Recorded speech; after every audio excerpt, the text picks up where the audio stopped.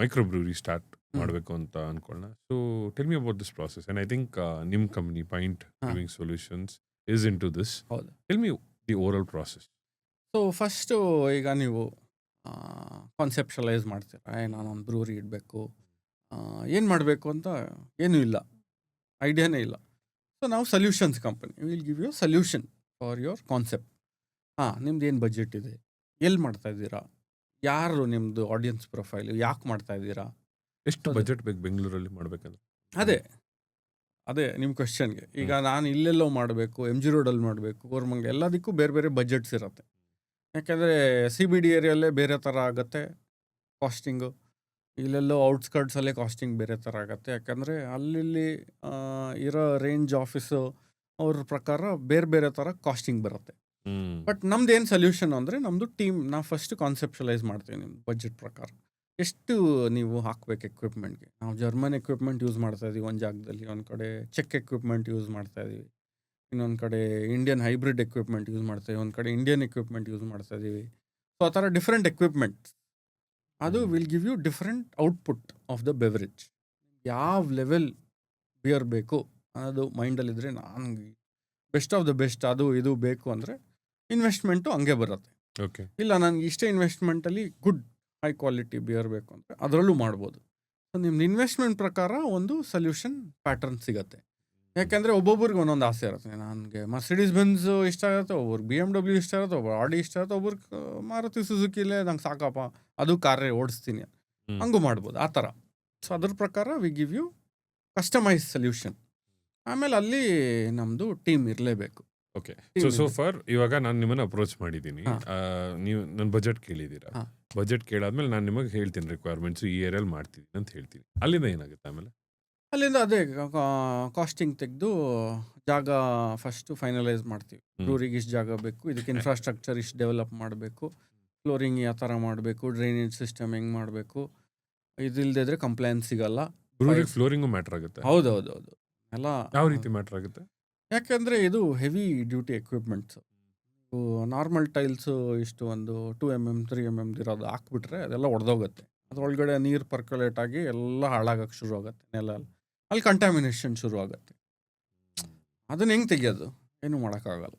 ಬ್ರೂರಿ industrial flooring ಮಾಡಿಸ್ಬೇಕು, grouting ಮಾಡಿಸ್ಬೇಕು, ಇಪಾಕ್ಸಿ grouting ಮಾಡಿಸ್ಬೇಕು, ವೆಂಟಿಲೇಷನ್ ಇರಬೇಕು, ಹ್ಯುಮಿಡಿಟಿ ಇದ್ದರೆ ಎಲ್ಲ ಕಡೆ ಈ ಫಂಗಲ್ ಗ್ರೋತ್ ಸ್ಟಾರ್ಟ್ ಆಗುತ್ತೆ. ಸೊ ಅದನ್ನು ಪ್ರಿವೆಂಟ್ ಮಾಡಬೇಕು. ಅಷ್ಟೆಲ್ಲ ಯೋಚನೆ ಮಾಡಿ ಅದನ್ನು ಒಳ್ಳೆ ವೆಲ್ ಏರೇಟೆಡ್ ಏರ್ ಸರ್ಕ್ಯುಲೇಷನ್ ಚೆನ್ನಾಗಿರಬೇಕು, ಡ್ರೈನೇಜ್ ನೀಟಾಗಿ ಹೋಗಬೇಕು, ಡ್ರೈ ಆಗಿ ಎಷ್ಟಾಗತ್ತೋ ಇಡೋಕ್ಕೆ ಮಾಡಬೇಕು, ಕೂಲಿಂಗ್ ಸಿಸ್ಟಮ್ ಎಲ್ಲಿಡಬೇಕು, ಆ ಕೂಲಿಂಗ್ ಸಿಸ್ಟಮ್ಗೆ ಏರ್ ಸರ್ಕ್ಯುಲೇಷನ್ ಕರೆಕ್ಟ್ ಇದೆಯೋ ಇಲ್ವೋ, ಆಮೇಲೆ ಹೀಟಿಂಗ್ ಸಿಸ್ಟಮು ನಿಮಗೆ ಎಷ್ಟು ಟ್ರಾನ್ಸ್ಫಾರ್ಮರ್ ಕೆಪಾಸಿಟಿ ಎಷ್ಟು ಸಿಕ್ತು ಬೆಸ್ಕಾಮಿಂದ, ಅದ್ರ ಪ್ರಕಾರ ಹೀಟಿಂಗ್ ಕ್ಯಾಲ್ಕುಲೇಷನ್ ಮಾಡಬೇಕು. ಇಲ್ಲಿದ್ರೆ ನಾವು ಎಲ್ ಪಿ ಜಿ ತೊಗೋಬೇಕಾಗತ್ತೆ, ಅಥವಾ ನಿಮಗೆ ಗೇಲ್ ಗ್ಯಾಸ್ದು ಪೈಪ್ಲೈನ್ ಇತ್ತು ಅಂದರೆ ಅಲ್ಲಿ ಆ ಜಾಗದಲ್ಲಿ ಗೇಲ್ ಗ್ಯಾಸ್ದು ಬಾಯ್ಲರ್ಸ್ ಯೂಸ್ ಮಾಡ್ಬೋದು. ಬಾಯ್ಲರ್ ಅಂದರೆ ಸ್ಟೀಮ್ ಜನ್ರೇಟರ್, ಬಾಯ್ಲರ್ ಏನು ಬೇಕಾಗಲ್ಲ, ಸ್ಟೀಮ್ ಜನ್ರೇಟರ್ ಬೇಕಾಗತ್ತೆ. ಸೊ ಅದೆಲ್ಲ ಕ್ಯಾಲ್ಕುಲೇಟ್ ಮಾಡಿ ಆಮೇಲೆ ಇ ಟಿ ಪಿ ಇಡಬೇಕಾಗತ್ತೆ. ETP? ಅಂದರೆ ಎಫ್ಲುಯೆಂಟ್, ಬ್ರೂರಿ ವೇಸ್ಟ್ ಏನು ಬರುತ್ತೋ ಅದಕ್ಕೆ ಎಫ್ಲುಯೆಂಟ್ ಅಂತ ಓಕೆ. ಕರಿತೀವಿ. ಅದನ್ನು ಪ್ರಾಸೆಸ್ ಮಾಡಿ ಆಮೇಲೆ ನೀವು ಅದನ್ನು ಕಳಿಸ್ಬೇಕಾಗತ್ತೆ 75% ಏನೋ ಅವಾಗ ಹೇಳಿದ್ರಿ ಅದು. 70 ಅಲ್ಲ, ಅದು ಮೈಕ್ರೋಬ್ರೂರಲ್ಲಿ ನಾವು we don't try to save ವಾಟರಲ್ಲಿ, ಯೂಸ್ ಆಗಿದ್ದೆಲ್ಲ ಹೋಗುತ್ತೆ, ಬಟ್ ಅದನ್ನು ಕ್ಲೀನ್ ಮಾಡಿಬಿಟ್ಟು ಕಳಿಸ್ಬೇಕಾಗತ್ತೆ. ಕ್ಲೀನ್ ಅಂದರೆ ಯಾವುದೇ ಟ್ರೀಟ್ ಮಾಡಿಬಿಟ್ಟು ಕಳಿಸ್ಬೇಕಾಗತ್ತೆ. ಇಲ್ಲಾಂದರೆ ಬಯೋಲಾಜಿಕಲ್ ಆಕ್ಸಿಜನ್ ಡಿಮ್ಯಾಂಡ್ ಅಂತೀವಿ, ಅದೆಲ್ಲ ಬೇರೆ ಬೇರೆ ಅನ್ನೆಸರಿ ಹಾನಿಕಾರ ಪದಾರ್ಥಗಳು ಬೆಳೆಯೋಕ್ಕೆ ಶುರು ಆಗ್ಬಿಡುತ್ತೆ. ಲೇಕ್ಸಲ್ಲೆಲ್ಲ ಹಿಂಗೆ ವೀಡ್ ಥರ ಎಲ್ಲ ಬೆಳೆಯುತ್ತಲ್ಲ, ಅದೆಲ್ಲ ಅವ್ರಿಗೆ processing plant, main drain processing ಪ್ಲಾಂಟ್ಗೆ ಪ್ರಾಬ್ಲಮ್ ಆಗಿಬಿಡುತ್ತೆ. ಇದೆಲ್ಲ ನಾವೇ ಎಷ್ಟಾಗುತ್ತೋ ಅವ್ರಿಗೆ ಕಷ್ಟ ಆಗದಿರಲಿ ಅಂದ್ಬಿಟ್ಟು ಮಾಡಿಬಿಟ್ಟು ಕಳಿಸ್ತೀವಿ. ಇದೆಲ್ಲ ಮ್ಯಾಂಡೇಟ್ರಿ. ಓಕೆ. ಸೊ ನೀವೇ ಮಾಡಂಗಿದ್ರೆ ಅದು ವರ್ಕ್ ಆಗಲ್ಲ, ನಿಮ್ಗೆ ಅದು ನಾಲೆಡ್ಜ್ ಇರಲ್ಲ. ಎಲ್ಲ ಮಾಡಬೇಕು ಅಂದರೆ ಹೆಂಗಪ್ಪ ಅಂತ ಅನ್ಕೋದು, ಯಾರೋ ಒಬ್ಬನ ಕೇಳ್ತಾರೆ, ಅವ್ರು ಏನೋ ಒಂದು ಹಾಕಪ್ಪ ಪರವಾಗಿಲ್ಲ ಅಂತಾರೆ. Doesn't work like that. ಆಮೇಲೆ ಪೊಲ್ಯೂಷನ್ ಕಂಟ್ರೋಲ್ ಅವ್ರು ಬಂದು ನಿಮಗೆ ಫೈನ್ ಹಾಕ್ಬಿಟ್ಟು ಹೋಗ್ತಾರೆ. ಆವಾಗ ಅವನು ನಂಗೆ ಗೊತ್ತಿಲ್ಲಪ್ಪ ಅಂತಾರೆ ಅಷ್ಟೇ. ಸೊ ಅದಕ್ಕೆ solutions is different from a consultancy firm. So we are always there hand holding you with our team in your outlet, in your facility, in your brewery. We are always constantly as a partner we work, not as a consultant who will come one time ಬಂದ್ಬಿಟ್ಟು ಹೋಗೋ ಥರ ಅಲ್ಲ. ಕೆಲಸ ಮುಗಿಸೋಗೋದಲ್ಲ. ಕೆಲಸ ಮುಗಿದ continues ಇದ್ದೇ ಇರ್ತೀವಿ. Excise records ಬರೀಬೇಕಾಗತ್ತೆ. ಎಷ್ಟು ಕನ್ಸಂಪ್ಷನ್ ಆಯ್ತು ಹಿಂದಿನ ದಿವಸ, ಎಷ್ಟು ಟ್ಯಾಕ್ಸ್ ಕಟ್ಟಿದ್ದೀವಿ, ಎಷ್ಟಿದೆ ನಮ್ಮದು ಬ್ಯಾಲೆನ್ಸ್ ಶೀಟಲ್ಲಿ ಒಂದಿಷ್ಟು ಎಕ್ಸೈಸ್ ಡ್ಯೂಟಿ ತೊಗೊಂಡಿರ್ತಾರೆ. ಒಂದು ಎಕ್ಸ್ ಅಮೌಂಟ್ ತೊಗೊಂಡ್ಬಿಟ್ಟಿರ್ತಾರೆ ಫುಲ್ ಆ್ಯನ್ಯುವಲ್ ಇಯರ್ಗೆ. Advance ಆಗಿ ಅಡ್ವಾನ್ಸ್ ಆಗಿ ತೊಗೊಂಬಿಟ್ಟು ಅದನ್ನು ಮೈನಸ್ ಮಾಡ್ತಾ ಇರಬೇಕು ಅಕೌಂಟಿಂಗಲ್ಲಿ. ಅದೆಲ್ಲ ನಾವೇ ಮೇಂಟೈನ್ ಮಾಡ್ತಾ ಇರ್ತೀವಿ. ಆಮೇಲೆ ನಿಮ್ಮ F&B ಕಂಟ್ರೋಲರ್ ಇರ್ತಾರೆ, ನಿಮ್ಮ ಅಕೌಂಟಿಂಗ್ ಅವರು ಚೆಕ್ ಮಾಡ್ತಾ ಇರ್ತಾರೆ. ಯಾಕೆಂದರೆ ಅಲ್ಲಿ ಎಷ್ಟೇ ಕಣ್ಣಿದ್ರು ಎಷ್ಟೇ ಜಾಗದಲ್ಲಿ ಸಾಕಾಗಲ್ಲ. ಸೊ ನಮ್ಗೆ ಒಂದು ಕಡೆಯಿಂದ ಟೆಕ್ನಿಕಲ್ ಕಣ್ಣಿರುತ್ತೆ, ಇನ್ನೊಂದು ಕಡೆಯಿಂದ ಔಟ್ಲೆಟ್ ಅವ್ರದ್ದು ಆಡಿಟ್ ಅವ್ರದ್ದು ಕಣ್ಣಿರುತ್ತೆ. ಸೊ ದಟ್ ಸೇಫ್ ಆಗಿರ್ಬೇಕು. Okay. End of the day outlet safety important ಅಲ್ವಾ. ಸೊ ದಟ್ ಅವ್ರ ಬಿಸ್ನೆಸ್ ಏನು ಇಂಪ್ಯಾಕ್ಟ್ ಆಗಬಾರ್ದು. ಕಂಟಿನ್ಯೂಸ್ ಆಗಿ ಬಿಸ್ನೆಸ್ ಆಗ್ತಾ ಇರ್ಬೇಕು, ಬಿಯರ್ ಸೇಲ್ ಆಗ್ತಾ ಇರಬೇಕು, ಜನ ಬಂದು ಹ್ಯಾಪಿಯಾಗಿ ಆಚೆ ಹೋಗ್ಬೇಕಷ್ಟೆ.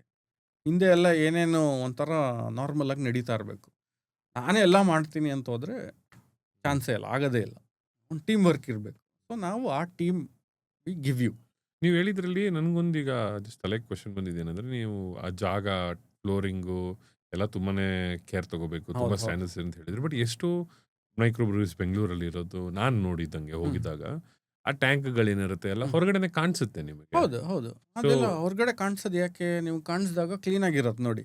ಹ್ಮ್. ಅದಕ್ಕೆ ಸ್ಟೇನ್ಲೆಸ್ ಸ್ಟೀಲ್ ಪಾಲಿಶ್ ಹಚ್ಚಬೇಕು, ಸ್ಯಾನಿಟೈಸ್ ಮಾಡಬೇಕು, ಡಸ್ಟ್ ತೆಗಿಬೇಕು, ಮೇಲೆ ಹತ್ತಬೇಕು. ಅದೊಂಥರ ಗುಂಡಾಗಿರುತ್ತೆ ಮೇಲೆ. ಹೌದು. ಸುಮ್ಮನೆ ಹತ್ತಿದ್ರೆ ಬಿದೋಗ್ತಾರೆ. ಹ್ಮ್. ಅಲ್ಲಿ ಸಪೋರ್ಟ್ಸ್ ಇರುತ್ತೆ, ಚೈನ್ ಹಾಕ್ಕೊಂಡು ಅವರು ಮೇಲೆ ಹೋಗಿಬಿಟ್ಟು ಹತ್ತಾರೆ. ಇಲ್ಲದ್ರೆ ಲೇಬರ್ಸ್ ಏನೋ ಬಿತ್ತು ಅಂದರೆ ನಿಮ್ಮ ಮೇಲೆ ತಿರ್ಗಾ ಏನೋ ಬಿದ್ದ, ಒಂದೇನೋ ಪ್ರಾಬ್ಲಮ್ ಆಯಿತು ಅಂತ ಲೇಬರ್ ಅವ್ರು ಬಂದು ಹೇಳ್ತಾರೆ, ಈ ಥರ ಮಾಡಿದಿರ, ಇವನ್ ಕಾಂಪನ್ಸೇಷನ್ ಕೊಡಿ ಅಂತ. ಅದೆಲ್ಲ ಹುಷಾರು ಇಟ್ಕೊಂಡು ಮಾಡಬೇಕಾಗತ್ತೆ. ಸೊ ಅದೆಲ್ಲ ಹೆಂಗೆ ಗೊತ್ತಾಗತ್ತೆ ನಿಮಗೆ? ನೀವು ಅಲ್ಲೇನು 24 hours ಹಿಂಗೆ ನಿಂತಿರ್ತೀರ? ಇಲ್ಲ. ಸೊ ನಾವು ಅದು ಎಜುಕೇಟ್ ಮಾಡ್ತಾ ಇರ್ತೀವಿ.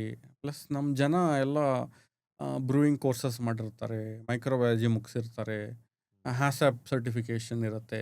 ಇವೆಲ್ಲ ಇದ್ದಾಗ ನಿಮಗೆ ಅದೊಂದು ಸೇಫ್ಟಿ ಇರುತ್ತೆ, ಬ್ಯಾರಿಯರ್. ಇಲ್ಲ ನಾನೇ ಮಾಡ್ಕೊತೀನಿ ಅಂದಾಗ ಇವೆಲ್ಲ ಏನು ಐಡಿಯಾ ಇರಲ್ಲ, ಎಷ್ಟು ಓದೋಕ್ಕಾಗತ್ತೆ ನೀವು ಜೀವನದಲ್ಲಿ. ಎಲ್ರದ್ದು ಪಾರ್ಟ್ನರ್ಶಿಪ್ಪಲ್ಲಿ ಮಾಡಿದಾಗ ಕಲಿಯೋದು ಇಸ್ ಫಾಸ್ಟರ್. Agreed. ನಾನು ನಿಮ್ಮಿಂದ ಬೇಗ ಕಲಿಬೋದು. ನಾನೇ ಕೂತ್ಕೊಂಡು ಓದ್ತೀನಿ ಅಂದರೆ ಇನ್ನೂ ಟೈಮ್ ಹಿಡಿಯುತ್ತೆ. Okay. ಪ್ಲಸ್ ಅದ್ರದ್ದು ವ್ಯಾಲ್ಯೂ ಏನು ಅಂದರೆ ಎಕ್ಸ್ಪೀರಿಯನ್ಸ್ ಇರಲ್ಲ. ಸುಮ್ಮನೆ ಓದೋದಕ್ಕೂ ಎಕ್ಸ್ಪೀರಿಯನ್ಸ್ ಮಾಡೋದಕ್ಕೂ ತುಂಬ ವ್ಯತ್ಯಾಸ ಇರುತ್ತೆ. ಯಾಕಂದರೆ ನೀವು ಸಿನಾರಿಯೋಸೇ ಓದಿರಲ್ಲ. ಹ್ಮ್. ಸುಮ್ಮನೆ ಬುಕ್ಕಲ್ಲಿ ಏನು ಬರ್ದಿದ್ದಾನೋ ಓದಿರ್ತಾರೆ. ಅವ್ನು ಯಾನೋ ಬರ್ದಿರ್ತಾನೆ ಯಾವುದೋ ಕಾಲದಲ್ಲಿ, ಓದ್ಬಿಟ್ಟು ಹಂಗೆಲ್ಲ ಗೊತ್ತು ಅಂದರೆ ವರ್ಕ್ ಆಗಲ್ಲ. ಯಾಕೆಂದರೆ ಎವ್ರಿ ಡೇ ಚೇಂಜ್ ಆಗ್ತಾ ಇರುತ್ತೆ. ಲಾಸ್, ಗೌರ್ಮೆಂಟ್ಸ್ ಚೇಂಜ್, ಅಮೆಂಡ್ಮೆಂಟ್ಸ್ ಬರುತ್ತೆ, ಅಮೆಂಡ್ಮೆಂಟ್ಸ್ ಹೋಗುತ್ತೆ, ತೆಗಿತಾರೆ, ಡ್ಯೂಟಿ ಸ್ಟ್ರಕ್ಚರ್ ಚೇಂಜ್ ಆಗುತ್ತೆ. AD ED ಅಂತ ಕರಿತೀವಿ, excise duty, additional excise duty, ಅದೆಲ್ಲ ಚೇಂಜ್ ಆಗ್ತಾ ಇರುತ್ತೆ ಪರ್ಸೆಂಟೇಜ್ ವೈಸು. ಸೊ ಬುಕ್ಕಲ್ಲಿ ಅದ್ರ ಪ್ರಕಾರ ಅಪ್ಡೇಟ್ ಆಗಬೇಕು. ಆ ಬುಕ್ ಸೈನಿಂಗ್ ಕಳಿಸ್ಬೇಕು ಎಕ್ಸೈಸ್ ಡಿಪಾರ್ಟ್ಮೆಂಟ್ಗೆ. ಅವ್ರು ಸೈನ್ ಮಾಡಿಕೊಟ್ಮೇಲೆ ನೀವು ಅದ್ರ ಮೇಲೆ ಫಿಲ್ ಮಾಡೋಕ್ಕಾಗೋದು. Okay. ಅದೆಲ್ಲ ಮಾಡದೆ ಸುಮ್ಮನೆ ಫಿಲ್ ಮಾಡ್ತೀನಿ ಅಂದರೆ ವರ್ಕ್ ಆಗಲ್ಲ, ಫೈನ್ ಆಗ್ತಾ ಇರ್ಬೋದು. ಸೊ ಅಷ್ಟೆಲ್ಲ ಯೋಚನೆ ಮಾಡಿ ನೀವು ಬಿಸ್ನೆಸ್ನ ಮಾಡಬೇಕು. ಯಾಕೆಂದರೆ ಆಲ್ಕೋಹಾಲ್ ಟ್ಯಾಬು ಎಕ್ಸೈಸ್ ಅದಕ್ಕೆ ಇರೋದು, ಎಕ್ಸೈಸ್ ಡಿಪಾರ್ಟ್ಮೆಂಟ್ ಅದು. And excise rules state wise ಬೇರೆ ಬೇರೆ ತರ. ಬೇರೆ ಥರ ಒಂದ್ ರೂಲು ಅವ್ರ ಒಂದ್ ಲೈಸೆನ್ಸ್ ಏನ್ ಇಲ್ಲಿ ಬೇಕು, ಹಾ. ಅದೇ ಸೇಮ್ ಲೈಸೆನ್ಸ್ ನೇಮು ಇರ್ಬೋದು, ಇಲ್ಲ. ಏನ್ ರೂಲ್ಸ್ ಇರ್ಬೋದು, ಇರೋದೇ ಇಲ್ಲ. ಇಲ್ಲ ಬೇರೆ ಇರುತ್ತೆ, ಅಲ್ಲೇ ಬೇರೆ ಇರುತ್ತೆ. ಇಲ್ಲಿ ಎಕ್ಸೈಸ್ ಡಿಪಾರ್ಟ್ಮೆಂಟ್ ಬೇರೆ ಸ್ಟೇಟ್ಗೆ ಹೋಗೋವಾಗ ಇಲ್ಲಿ ಪ್ರೊಡಕ್ಷನ್ ಡ್ಯೂಟಿ ಕಟ್ಟಿಬಿಟ್ಟು ಅಲ್ಲಿ ಎಕ್ಸೈಸ್ ಡ್ಯೂಟಿ ಕಟ್ಟಬೇಕಾಗುತ್ತೆ. ನೀವು ಇಲ್ಲಿ ಎಕ್ಸೈಸ್ ಡ್ಯೂಟಿ ಕಟ್ಟು ಪ್ರೊಡಕ್ಷನ್ ಕೊಟ್ಟು ಅಲ್ಲಿ ತಿರ್ಗಾ ಅಲ್ಲಿ ಕೊಟ್ಟರೆ ನೀವು MRP ಎಗ್ರೋಗುತ್ತೆ. ಆಮೇಲೆ ನಿಮ್ಗೆ ಲಾಸಸ್. ಕಸ್ಟಮರ್ ನಿಮ್ಗೆ ಇಷ್ಟ ಬಂದಂಗೆ ಡ್ಯೂಟಿ ಕಟ್ಬಿಟ್ಟಿದ್ಯಾ, ನಿನ್ನ ಮಿಸ್ಟೇಕ್, ನಾನು ಕಟ್ಟೋಕ್ಕಾಗಲ್ಲಪ್ಪ, ನನಗೆ ಇಷ್ಟರಲ್ಲೇ ತೊಗೊಳಕ್ಕಾಗೋದು ಅಂತ ಮೈಂಡ್ಸೆಟ್ ಇರುತ್ತಲ್ವ. ಸೊ ಆ ಥರ ಎಲ್ಲ ಇರುತ್ತೆ. ಹುಷಾರಾಗಿ ನಡೆಸ್ಬೇಕಾಗತ್ತೆ. ಆಮೇಲೆ government is your partner, literally your partner. So ನೀವು ಅವ್ರಿಗೆ ನಿಮ್ಮ ಪಾರ್ಟ್ನರ್ಗೆ ಮೋಸ ಮಾಡಿದ್ರೆ ಏನಾಗುತ್ತೆ? ಕಂಪನಿ ಮುರಿದೋಗೋದು. ಅದೇ ಥರ ಲೆಕ್ಕ. Excise is investing, letting you do brew so that you can make this beverage. Got it. So they are a partner. So ಅವ್ರನ್ನ ಹೆಂಗೆ ನೋಡ್ಕೋಬೇಕು ಹಂಗೆ ನೋಡ್ಕೋಬೇಕು ಅಷ್ಟೇ. ಹೆಂಗ್ ನೋಡ್ಕೋಬೇಕು ಹಂಗೆ ಹಂಗೆ ನೋಡ್ಕೋಬೇಕು. ನೋಡ್ಕೋಬೇಕು ಅಷ್ಟೇ.